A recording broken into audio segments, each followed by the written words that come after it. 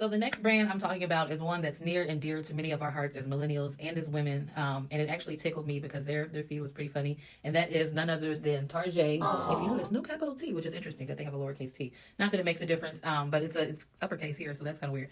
The thing that stood out to me, and it was like a week ago when I first looked at this, was that they have pickleball in the parking lot content, and it's basically based on like people whose significant other or whoever are inside shopping, and so like everybody's outside bored, somebody challenges to somebody else to a pickleball content, and it's actually pretty funny. I'm not going to show you all the videos, but if you have a chance to go through and watch them, definitely do that because you will get a kick out of them. You know, they're right on the money with Memorial Day content.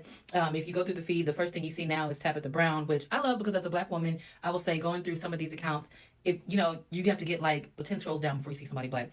And again, I know it's not all about me, but it just makes you feel good when you see somebody that looks like you on the page of a brand you love. So Target has honestly been really good about that for quite some time now. This isn't their first rodeo.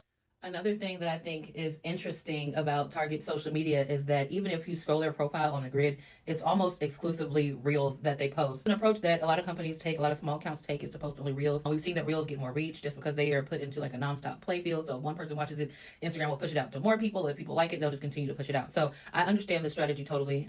And I think it's fitting for Target as a brand because Target is a brand with a lot of personality. People associate Target with being a place that's familiar, friendly, but a little bit more elevated than like your Walmart. Okay, so you go in there and it's a certain status symbol, but it's also about the experience. So I feel like by them having a feed of mostly reels speaks to the experience. There's a lot of videos of customers going in shopping. There's some influencer content. It looks like Easter finds, you know, things that I would say are very relatable to the millennial woman. Let's scroll through a little bit more and see what else they've got.